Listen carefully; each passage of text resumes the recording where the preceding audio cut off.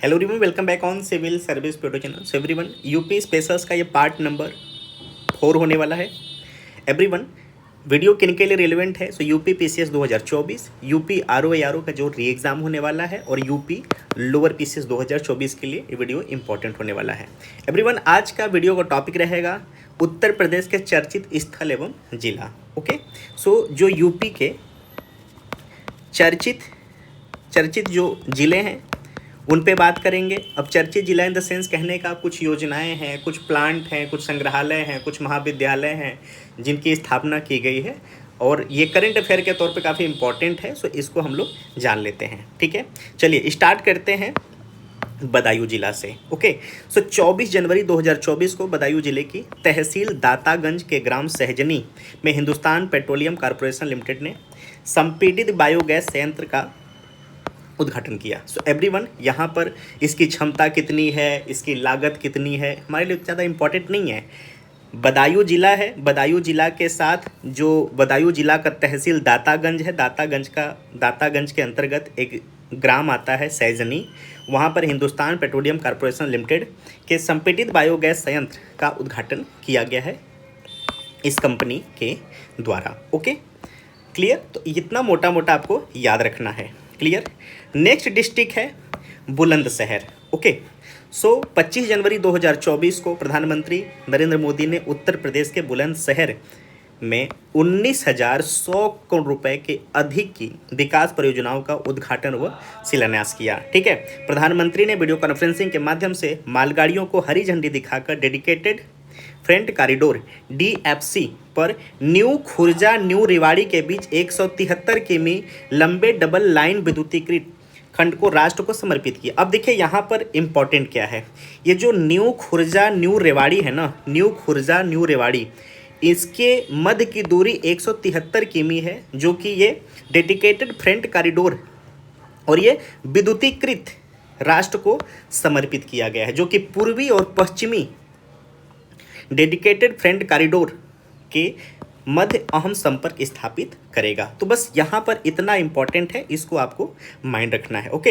इस खंड में उच्च विद्युतीकरण के साथ 1 किमी लंबी डबल लाइन रेल सुरंग है, जो कि विश्व में अपनी तरह का पहली सुरंग है। तो देखिए यहाँ पर ये वाला जो लाइन है ये इंपॉर्टेंट हो जाता है, जो 1 किमी का जो सुरंग है। ओके, यह विश्व में अपनी तरह का पहली सुरंग है। ओके, थोड़ा सा मोटा मोटा आपको इसको याद रख लेना है। ओके, कार्यक्रम के दौरान प्रधानमंत्री ने लगभग 700 करोड़ रुपए की लागत से निर्मित 255 यानी 255 किमी लंबी इंडियन ऑयल की टुंडला गवारिया पाइपलाइन का भी उद्घाटन किया। अब यहाँ पर मामला क्या फंसेगा, अब जैसे टुंडला गवारिया पाइपलाइन है। ओके, अब ये पूछ लेगा कि किससे जुड़ा है, तो यह इंडियन ऑयल से जुड़ा हुआ है। ठीक है, इसका बजट कितना है? 700 करोड़ रुपए। ठीक है, और कितनी लंबी है? सो 255 यानी 255। तो ये थोड़ा सा आप इसको इम्पोर्टेंट में नोट डाउन कर लेना। उन्होंने ग्रेटर नोएडा में एकीकृत औद्योगिक टाउनशिप को भी राष्ट्र को समर्पित किया। ओके, सो यहाँ पर अगर आ गया कि IITGN कहाँ पर है उत्तर प्रदेश में, तो आप बताएंगे कि उत्तर प्रदेश का जो जिला गौतम बुद्ध नगर जिला में एक जगह है ग्रेटर नोएडा, वहाँ पर स्थित है। ओके, चलिए, साथ ही लगभग 460 करोड़ रुपए की लागत से सीवेज ट्रीटमेंट प्लांट के निर्माण सहित पुनर्निर्मित मथुरा सीवरेज योजना का भी उद्घाटन किया गया है। ओके, चलिए, नेक्स्ट जिला है खुर्जा। सो 15 जनवरी 2024 का यह मामला है।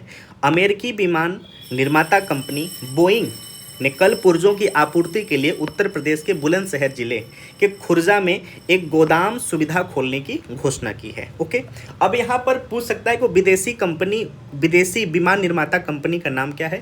सो याद रखना, बोइंग। Okay, clear? 36,000 वर्ग फुट का यह भारत वितरण केंद्र तीसरे पक्ष के लॉजिस्टिक्स प्रदाता जर्मनी के DB सेंकर के सहयोग से संचालित किया जा रहा है। यह उच्च बेड़े के उपयोग को बनाए रखने क्षेत्रीय विमान ग्राहकों का समर्थन करेगा। भारत का यह नया स्थान विश्व भर के 8 वितरण केंद्रों में से एक है।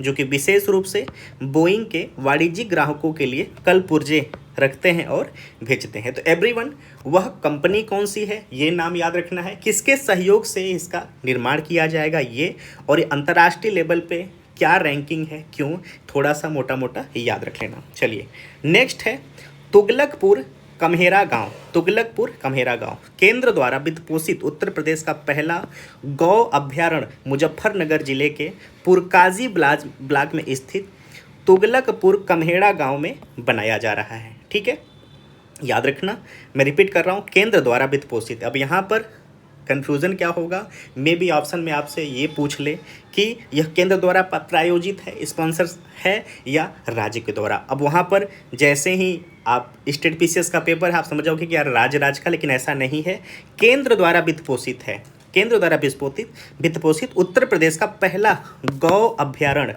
मुजफ्फरनगर जिले के पुरकाजी ब्लॉक में स्थित तुगलकपुर कम्हेड़ा गांव में बनाया जा रहा है। यह वर्ष 2024 के अंत में बनकर तैयार हो जाएगा। यह अभ्यारण्य राष्ट्रीय गोकुल मिशन से प्राप्त 64 करोड़ रुपए के वित्त पोषण के साथ बनाया जा रहा है। देखिए, उत्तर प्रदेश में 2-3 योजनाएं हैं काफ़ी इम्पोर्टेंट है, जैसे में गोकुल, नंद बाबा, ओके, एक हमने अभी देख लिया गौ अभ्यारण्य। तो ऐसी जो इम्पोर्टेंट ट्रेंडिंग योजनाएं हैं उनको प्लीज़ आप हाईलाइट के रूप में नोट डाउन कर लेना। ठीक है, नेक्स्ट है बटेश्वर। ओके, 25 दिसंबर 2023 को मुख्यमंत्री योगी आदित्यनाथ पूर्व प्रधानमंत्री भारत रत्न अटल बिहारी वाजपेयी की 99वीं जयंती पर आगरा जिले में उनके पैतृक गांव बटेश्वर में आयोजित कार्यक्रम में शामिल हुए। अब याद रखना, एक तो पूर्व प्रधानमंत्री अटल बिहारी वाजपेयी का ये पैतृक गांव भी रहा है बटेश्वर, और बटेश्वर में मेला भी लगता है। तो ऐसे भी ये ऑल टाइम चर्चा में बटेश्वर बना रहता है। जब भी हम यूपी स्पेशल पे बात करते हैं तो बटेश्वर वहाँ पे नाम आता ही आता है। ओके, और अभी 99वीं जयंती मनाई गई है, क्लियर, जहाँ पर उत्तर प्रदेश के मुख्यमंत्री भी वहाँ पर उपस्थित रहे हैं। तो थोड़ा सा इसको भी याद रखना, इस बार में भी हाईलाइट के रूप में यहाँ से क्वेश्चंस पूछे जाएं, या अटल बिहारी वाजपेयी जी के कुछ कार्यकाल, कुछ उनके वक्तव्य या कुछ ऐसे एस्पेक्ट से बात किया जाए जो कि यहाँ से संबंधित हो। इस अवसर पर उन्होंने अटल जी की प्रतिमा का अनावरण किया। अटल बिहारी वाजपेयी सांस्कृतिक संकुल भवन लोकार्पित किया गया। अब यहाँ पर अगर आपसे ये पूछ लिया जाए कि अटल बिहारी वाजपेयी सांस्कृतिक संकुल भवन का लोकार्पण कहाँ किया गया है, तो आपको पता होना चाहिए कि बटेश्वर। ठीक है, मुख्यमंत्री ने इस अवसर पर आगरा के बटेश्वर में मथुरा गोवर्धन तक राज्य की पहली अंतर जिला हेलीकॉप्टर सेवा शुभारंभ किया है। देखिए यहाँ पर इसको ना इम्पॉर्टेंट के तौर पर नोट डाउन कर लेना, ये काफ़ी इम्पॉर्टेंट है। तो यहाँ से मैं भी क्वेश्चन पूछ ले कि मुख्यमंत्री ने इस अवसर पर आगरा के बटेश्वर से मथुरा के गोवर्धन तक राज्य की पहली अंतर जिला हेलीकॉप्टर सेवा शुरू किया है। ओके, चलिए नेक्स्ट है मुरादाबाद। 23 दिसंबर 2023 को मुख्यमंत्री योगी आदित्यनाथ ने मुरादाबाद जिले के बिलारी में आयोजित किसान महासम्मेलन को संबोधित किया। यह जो महासम्मेलन था चौधरी चरण सिंह की 121वीं जयंती किसान सम्मान दिवस के अवसर पर आयोजित किया गया। इस अवसर पर मुख्यमंत्री ने चौधरी चरण सिंह के 51 फीट ऊंची प्रतिमा का लोकार्पण किया। तो ये भी पूछा जा सकता है कि वह जिला कौन सा है जहां पर मुख्यमंत्री योगी आदित्यनाथ ने चौधरी चरण सिंह की 51 फीट की प्रतिमा का लोकार्पण किया। तो याद रखना मुरादाबाद। और किस अवसर पर, सो किसान महासम्मेलन, याद रखना किसान महासम्मेलन। और ये किस दिन, 121वीं जयंती था चौधरी चरण सिंह का। ओके, बस्ती जिला में कुछ खास इंपॉर्टेंट तथ्य थे नहीं, तो इसको मैंने उतना हाईलाइट नहीं किया है। आप चाहो तो यहाँ से स्क्रीनशॉट भी ले सकते हो और पढ़ भी सकते हो। ठीक है, नेक्स्ट जिला है अयोध्या। क्लियर, सो अयोध्या में भारतीय मंदिर वास्तुकला संग्रहालय का स्थापना किया जाएगा। ओके, अयोध्या को प्रदेश के पहले सोलर शहर के रूप में विकसित किया जा रहा है। याद रखना,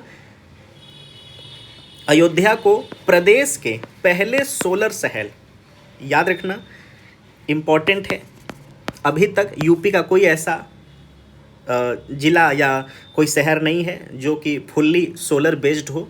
तो अयोध्या को प्रदेश के पहले सोलर शहर के रूप में विकसित किया जा रहा है। उत्तर प्रदेश बजट 2024-25 में अयोध्या के साथ वाराणसी को भी मॉडल सोलर सिटी के रूप में विकसित किए जाने की घोषणा की गई है। अब पूछ लिया इसके साथ ही साथ इसके संगत में और कौन वह शहर है, वह जिला है, तो वाराणसी, स्पेशली फॉर वाराणसी शहर की बात की जा रही है।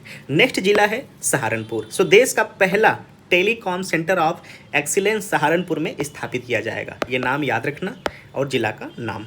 इसकी स्थापना 30 करोड़ रुपए की लागत से IIT रुड़की के सहारनपुर कैंपस में किया जाएगा। ओके, इस सेंटर में 5G आर्टिफिशियल इंटेलिजेंस से जुड़ने और 6G पर रिसर्च किया जाएगा। क्लियर। नेक्स्ट है जिला जालौन। 22 नवंबर 2023 को सूक्ष्म लघु और मध्यम उद्यम मंत्रालय के द्वारा उत्तर प्रदेश के जालौन में SC/ST उद्यमों के लिए राष्ट्रीय SC/ST हब मेगा कॉन्क्लेव का आयोजन किया गया। इस सम्मेलन का आयोजन झलकारी बाई जयंती के अवसर पर हुआ। देखिए इंपॉर्टेंट यहाँ पर ये है, मैं भी आपसे पूछ लें कि जो सूक्ष्म लघु और मध्यम उद्यम मंत्रालय के द्वारा उत्तर प्रदेश के जालौन में SC/ST उद्यमियों के लिए राष्ट्रीय SC/ST हब मेगा कॉन्क्लेव का आयोजन किया गया, किस जयंती पे, तो झलकारी बाई जयंती। ओके, नेक्स्ट है ग्रेटर अलीगढ़। ओके, सो वाराणसी के तर्ज पर ग्रेटर अलीगढ़ में अंतर्राष्ट्रीय स्तर का स्टेडियम बनाया जाएगा। इसके निर्माण की अनुमानित लागत 400 करोड़ रुपए है। इस प्रस्तावित स्टेडियम में लगभग 20,000 दर्शकों के बैठने की क्षमता होगी। ओके, तो याद रखना ग्रेटर अलीगढ़। नेक्स्ट है ग्राम पंचायत सिधियावा। नवंबर 2023 में बाराबंकी जिले की ग्राम पंचायत सिधियावा को अंतर्राष्ट्रीय मानवीकरण संगठन ISO द्वारा गुणवत्तापूर्ण सेवा प्रदान करने हेतु प्रमाण पत्र देकर सम्मानित किया गया। इस ग्राम पंचायत की प्रधान हेमलता सिंह के प्रयासों से कायाकल्प योजना के तहत प्राथमिक विद्यालय का कायाकल्प किया गया, जिसमें उन्होंने को प्रथम पुरस्कार भी प्राप्त हुआ। देखिए योजना का नाम याद रखना, ग्राम प्रधान का नाम याद रखना है, साथ ही साथ बाराबंकी जो जिला है, बाराबंकी जिला का सिधियावा ग्राम। ओके, पिछले वित्तीय वर्ष में जिले की नंबर 1 ग्राम पंचायत के रूप में सिधियावा को 11 लाख रुपए का पुरस्कार मुख्यमंत्री के द्वारा दिया जा चुका है। ठीक है, तो ये भी मोटा मोटा भी याद रखना। नेक्स्ट है ताल कांदला। गोरखपुर जिला के सदर तहसील के ताल कांदला में एक्वा पार्क बनाया जाएगा। ठीक है, एक्वा पार्क। इसके लिए 27 एकड़ जमीन चिन्हित किया गया है। यह महत्वाकांक्षी योजना में स्थानीय मछली पालक अत्यधिक लाभान्वित होंगे। नेक्स्ट है सोराव। प्रयागराज के सोराव में ट्रांस गंगा क्षेत्र में औद्योगिक गलियारा बनाया जाएगा। शंकरगढ़ के बाद सोराव क्षेत्र में बनने वाला यह जिले का दूसरा औद्योगिक गलियारा होगा। तो प्रयागराज से यह जुड़ा हुआ सूचना है, इसको प्लीज़ आप माइंड रखना। नेक्स्ट जिला है इटावा। 2 नवंबर 2023 को उत्तर प्रदेश के पशुधन मंत्री धर्मपाल सिंह ने वर्चुअल रूप से इटावा में भेड़ बकरी पालन प्रशिक्षण केंद्र का लोकार्पण किया। ओके, तो अगर यह क्वेश्चन पूछ लेता है कि भेड़ बकरी पालन प्रशिक्षण केंद्र उत्तर प्रदेश में कहाँ पे लोकार्पण किया गया है, तो इटावा जिला। डेट क्या है? 2 नवंबर 2023। ओके, चलिए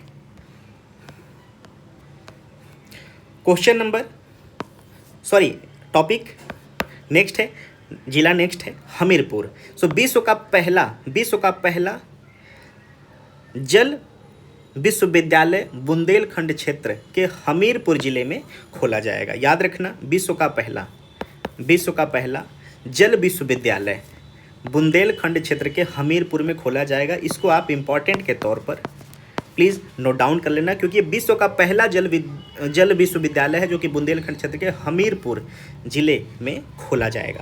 ओके, इसे खोलने का पहल स्वीडन के पर्यावरण वैज्ञानिक प्रोफेसर रविकांत पाठक और पद्मश्री से सम्मानित जल योद्धा उमा शंकर पांडे की है।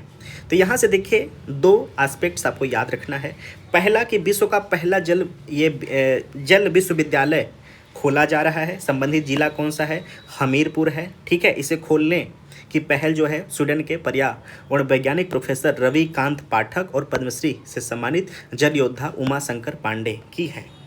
नेक्स्ट है floating mobile refuelling CNG stations. ठीक है, सो जस्ट वेट।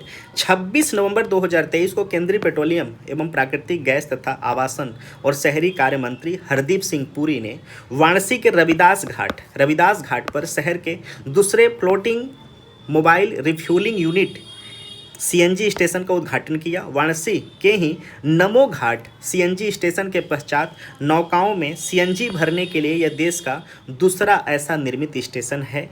उक्त दोनों स्टेशनों को गेल लिमिटेड के द्वारा विकसित किया गया है। एवरीवन, यहाँ से 2 से 3 पॉइंट आपको याद रखना है। पहला कि यह देश का दूसरा फ्लोटिंग मोबाइल रिफ्यूलिंग यूनिट है। पहला है आपका वाराणसी के नमो घाट, दूसरा रविदास घाट हो गया।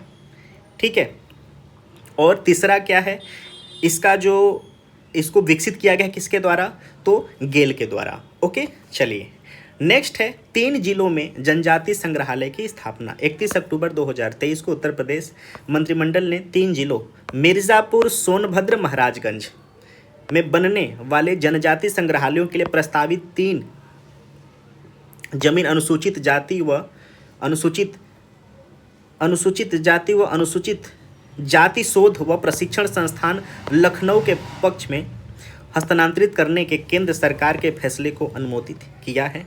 जनजाति संग्रहालय की स्थापना हेतु मिर्ज़ापुर जिले के ग्राम अतरैला पांडे, तहसील मढ़ियाहान में 4.046 हेक्टेयर भूमि, सोनभद्र जिले के ग्राम मारकुंडी, तहसील रावस्टरगंज में 2.828 हेक्टेयर भूमि और महाराजगंज जिले के ग्राम कुनसेरवा, तहसील नौतनवा में 0.506 हेक्टेयर भूमि आवंटित किया गया है। एवरीवन, ये जो 3 जिले हैं, पहला मिर्ज़ापुर, दूसरा सोनभद्र और तीसरा महाराजगंज, इसमें इन जिलों में ग्राम कौन सा है इसको मोटा मोटा आप याद रखना। जैसे मिर्ज़ापुर जो जिला है, यहाँ का जो ग्राम है अतरैया पांडे, ये तहसील मढ़ियाहान में पड़ता है। ओके, सोनभद्र जो जिला है, ग्राम मारकुंडी, तहसील रावस्टरगंज में, और जो महाराजगंज जिला है, ग्राम कुनसेरवा, तहसील नौतनवा। ओके, प्रत्येक जनजाति संग्रहालय की स्थापना हेतु जनजाति कार्य मंत्रालय भारत सरकार द्वारा 15 करोड़ रुपए की केंद्रीय सहायता प्रदान की जाएगी। एवरीवन, याद रखना, यह राज्य और केंद्र दोनों के सहयोग से बनाया जा रहा है। क्वेश्चन यहाँ से पूछ लेता है, तो याद रखना कि दोनों के सहयोग से यहाँ पर बनाया जाएगा। नेक्स्ट है अमेठी। 30 अक्टूबर 2023 को मुख्यमंत्री योगी आदित्यनाथ ने अमेठी जिले के त्रिशुंडी औद्योगिक क्षेत्र में SLMG बेवरेजेज के बॉटलिंग प्लांट का उद्घाटन किया गया। एवरीवन, बस मोटा मोटा याद रखना कि जो बॉटलिंग प्लांट है यहाँ पर क्या किया जाएगा। इस प्लांट में स्थानीय ITI, पॉलिटेक्निक एवं अन्य संस्थानों के जो अध्ययनरत विद्यार्थी होंगे उनको ट्रेनिंग भी दिया जाएगा। तो मे भी ऐसा पूछ ले कि ऐसा कौन सा नवनिर्मित प्लांट है जहाँ पर ऐसे विद्यार्थियों को ट्रेनिंग की बात कही गई है, तो जिला अमेठी है, वहाँ पर जो बॉटलिंग प्लांट का उद्घाटन हुआ है वहाँ पर। नेक्स्ट है कौशाम्बी जिला। उत्तर प्रदेश के कौशाम्बी जिले में भगवान बुद्ध की 51 फीट ऊंची प्रतिमा स्थापित की जाएगी।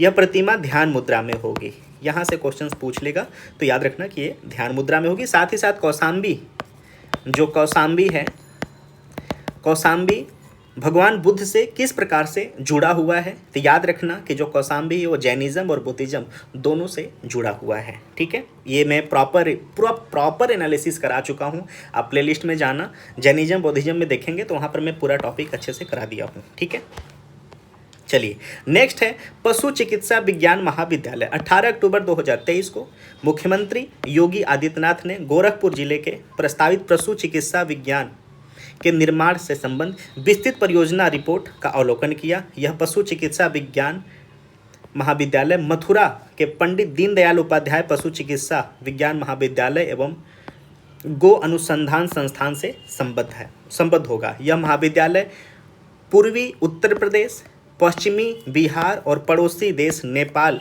के पशुपालकों के लिए सर्वथा उपयोगी होगा।